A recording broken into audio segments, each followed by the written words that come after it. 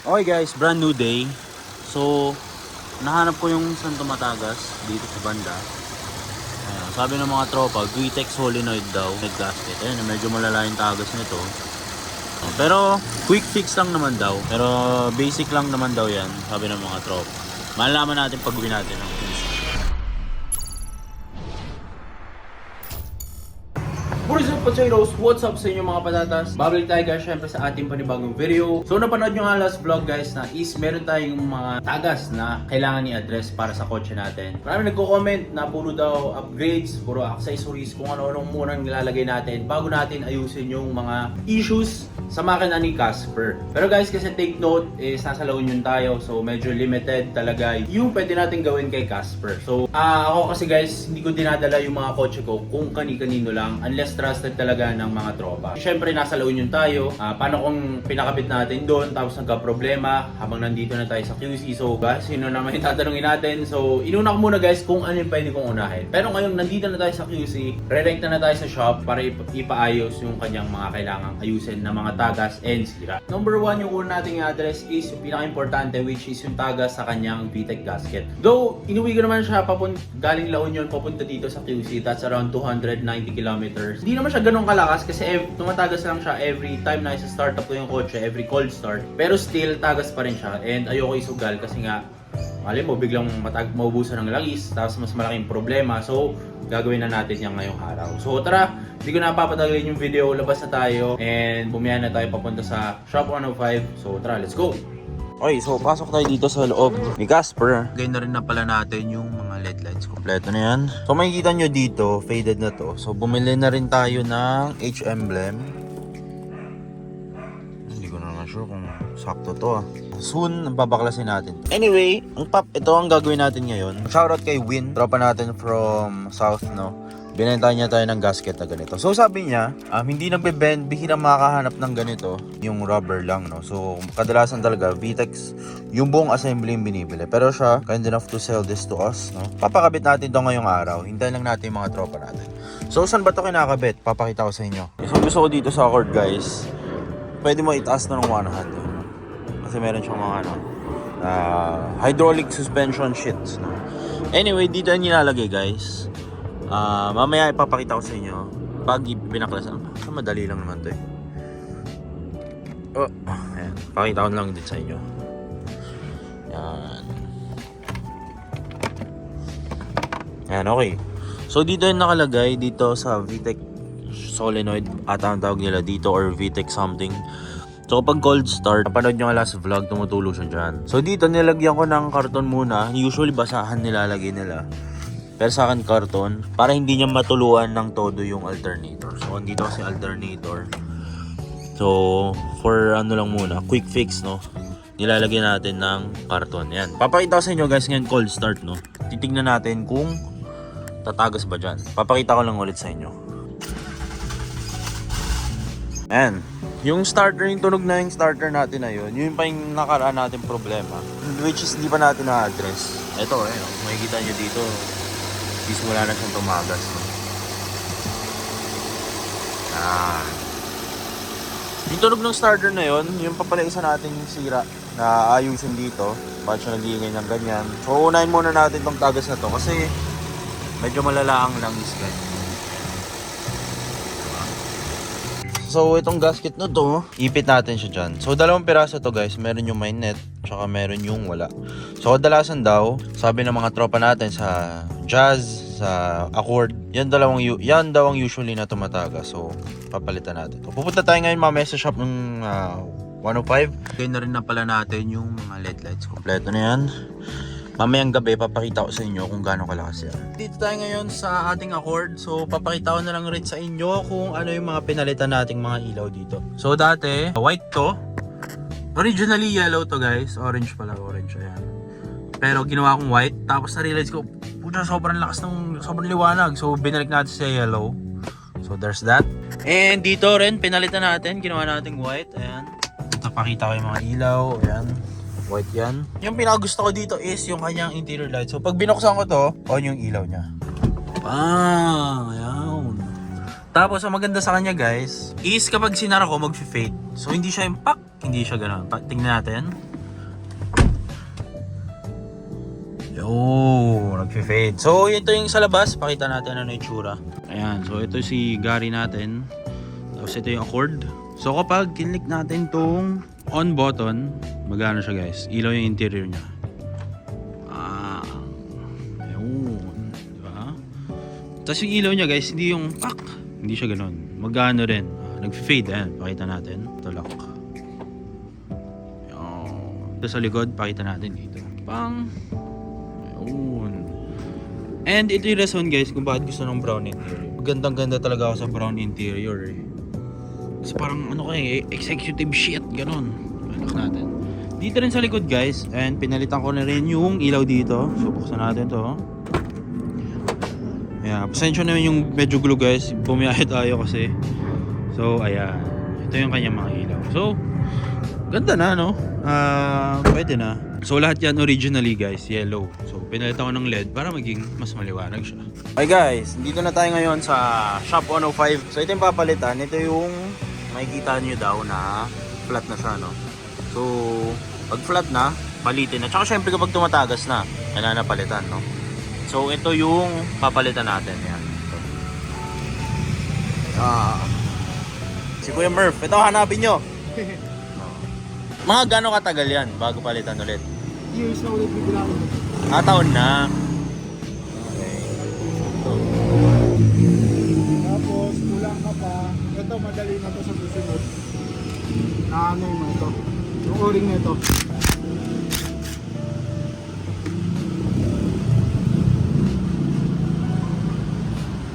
Dito may ayan din. Pitpit na siya. Kailangan mong palitan na rin. Pero hindi dyan yung tumatagas. Hindi pa. Pwede pa. Ito, kaya nyo na ito i-DIY. Okay. Ito yung natanggal din. Ito yun.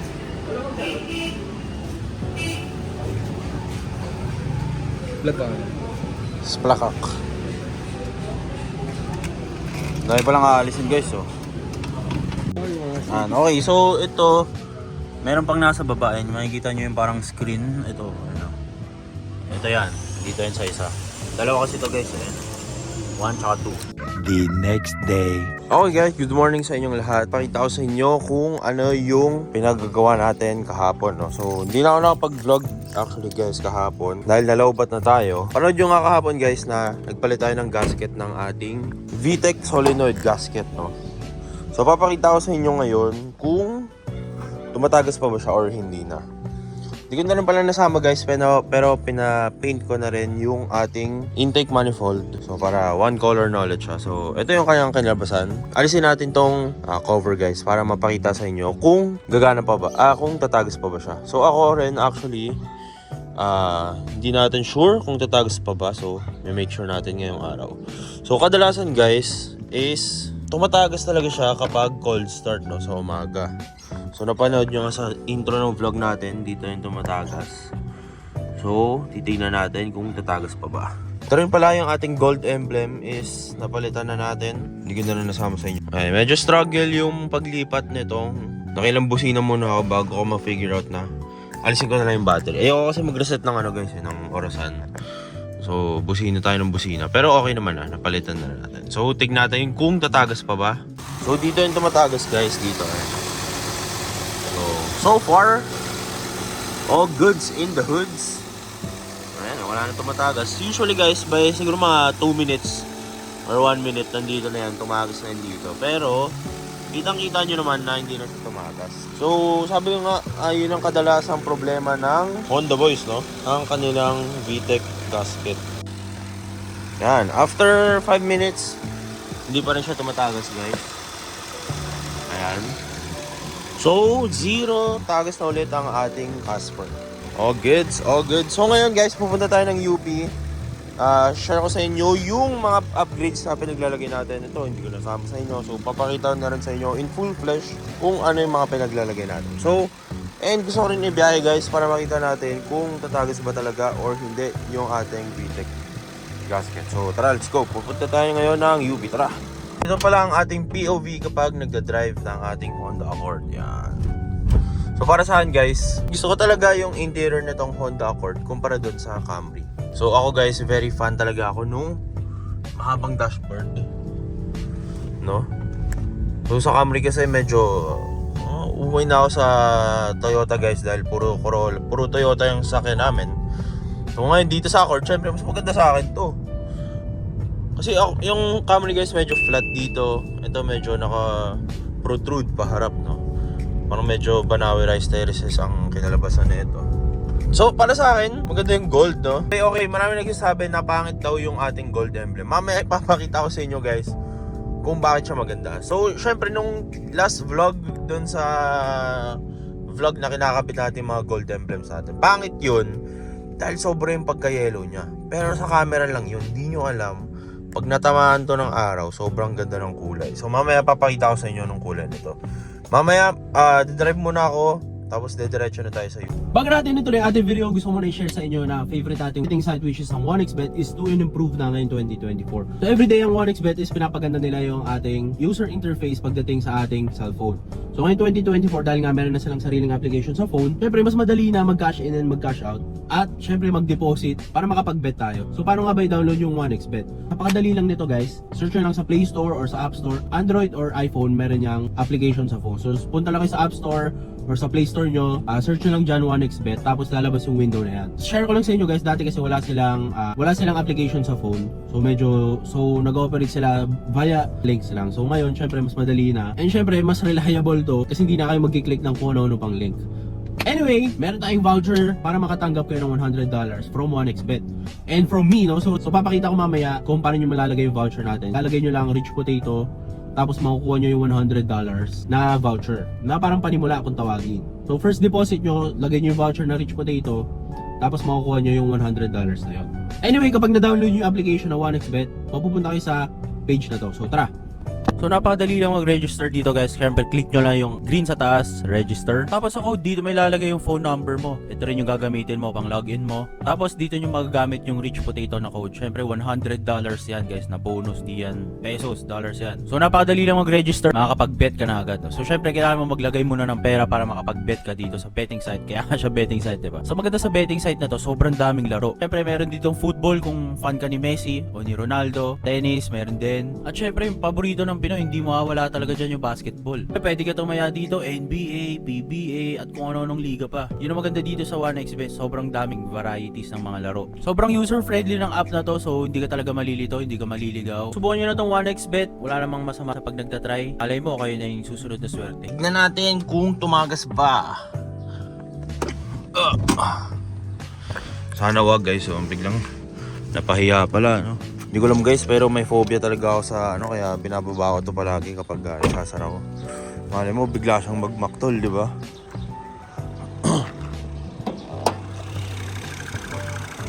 Yan, okay. All good, bro. Hindi siya tumatagas guys, ayan. Oh, di ba? So, tapos na ang ating problema. Papakita ko sa inyo ngayon guys kung gaano kaganda yung gold. Ayan.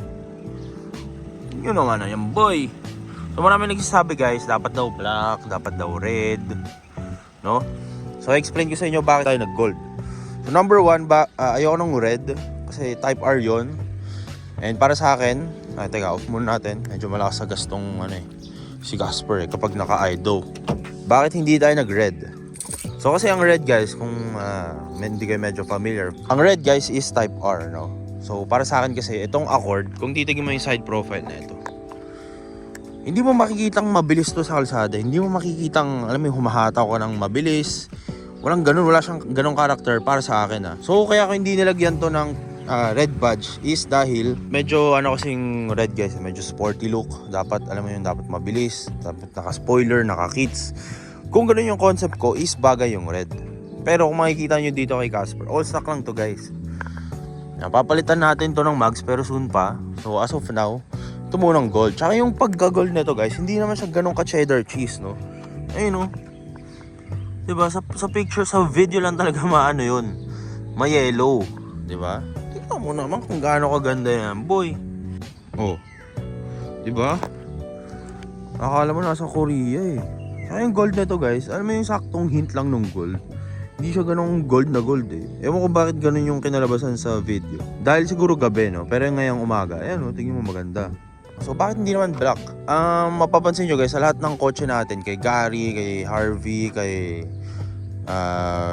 Tesla, lahat ng mga naging kotse natin, never ako naglagay ng mga black logo, lalo na black mugs. Hindi ko talaga trip yung black mugs guys, no? Kasi para sa akin, nasasayangan ako sa detail nung mugs, saka nung mismong lalagyan. So bakit hindi black? Isipin mo black to. Hindi mo na nakita anong accord. Hindi mo na nakita anong logo to, no? So tsaka hindi rin bagay yung black guys, kasi makawala ng logo sa gitna, di ba? Ito yung tsura niya sa likod. Ayan, oh. Tingnan mo yung gold nito, sakto lang talaga eh, oh. Hindi ko alam bakit hindi nyo trip yung gold, pero para sa akin kasi guys, sakto yung gold dito. Side profile, pang! Haba talaga, no? So ito na pala yung tsura guys, nung plate sa harap, ayan. Again, original plate siya na Euro plate guys, no? So 070 yung pinili ko para, hindi ko alam, medyo bagay, ganun. Comment down below kung na-justify ko ba yung pagpili natin ng gold emblem. Pero thank you sa mga nag-comments guys na dapat daw red or dapat silver. Again, bakit naman hindi natin in-stay na silver? Kasi guys, may nakita kasi ako sa ibang bansa na pinalitan niya ng gold emblem. So medyo nag-stand out. Para magkaroon ng onting character, nilagyan natin ng gold emblem. Tapos itong mga dummy washers na to. Ito guys, itong mga washers na ganito. Ano lang to, nilagay lang natin. Wala talagang ganito yung accord. Hindi ko lang alam mo sure sa ibang bansa kung may ganito talaga. Pero ito, nilagay ko lang guys. No? Hindi to nagpo-function. Again, para lang magkaroon ng character yung ating sasakyan. Ayan. Dumating to sa akin ng color black na siya. So, ano lang naman to guys, no? Dinidikit lang yan. So, in the future gagawin kong white yan. Pero gusto mo muna makita na black. Diba? Kasi pag winite ko to, wala nang balikan, diba? Pero comment down below kung ano mas bagay, white ba or black. Sa mga accord guys, wala naman tayo halos binago dito. So para magkaroon ng, alam mo yung distinct look yung ating Casper, nilagyan natin ng mga konting ganyan. Abangan nyo lang sa mga next videos. Next project natin dito is yung tint na guys, no? So comment down below kung ano bang mas magandang color, blue or green. So ang stock kasi nito guys is, I think is green eh. So, iniisip ko kapag nag-green pa tayo, sobrang green na nun. Clear green, light green. Pag blue naman, syempre bago yung white sa blue, di ba? So, yun ang ating next project. Kasi kahit gusto ko man, di talaga ako fan guys ng mga nagtitint. Kasi gusto ko makita yung interior. Yung interior nito guys, oh. Di ba? Parang ayoko lagyan talaga ng tint kasi gusto ko makita na ano siya, beige interior. So, ayun, abangan nyo na lang next videos kung ano yung ilalagay nating tint dito para kay Casper. So, ayun, dito ako natatapusin yung ating video. Kita-kits sa mga susunod na araw. Peace out. Para mas makita nyo na mabuti, ano ang shade ng kanilang green. Ito yung kanilang green. And ito yung kanilang blue. Visually, parang ang lamig ng blue, no? Parang giniginaw ko pag nahahawakan ko to. Ito medyo parang may brown din, pero more on green side talaga. You know, ang blue talaga ang maganda kuya, no. Matingkad ang blue. Kasi kapag dito guys, ayun no, sakto lang yung ano niya eh. Dito medyo nagda-darken, no. So ito kasi yung pang show namin na actual. Before we install kasi pinapakita namin yung actual specs ng tint. So that's one of our strong points. Kung ano yung advertise namin, yun din yung kinakabit talaga namin. Para totoo, gano'n. Yes. Hindi lang tinype sa sa details. Okay, so ito makikita natin kung totoo talaga. Yes. Okay. So ito yung as you can VLT see, is VLT is light transmission na pumapasok. So mas clear yung tint, mas higher siya, mas dark yung tint, mas lower siya. okay. And then, UV protection niyo po ito. So, yung nare-reject na UV rays. And then, infrared rejection po. From 0 po siya. So, factor kasi ito for heat rejection. So, mas higher siya, mas higher po yung nare-reject na heat. Okay. So, ipakita natin si blue. Ano ang makikita kay blue? For blue kasi, ang range natin, ito po.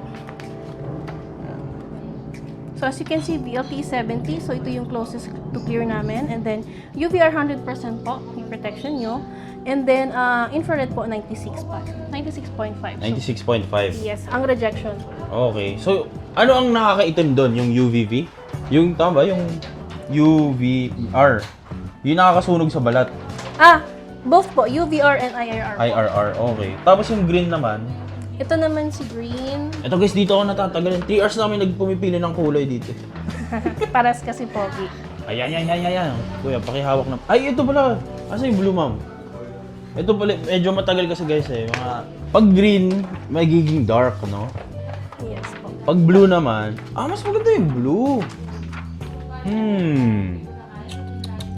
Mas maganda nga blue guys kasi mas malapit siya sa clear, no? Tama ba?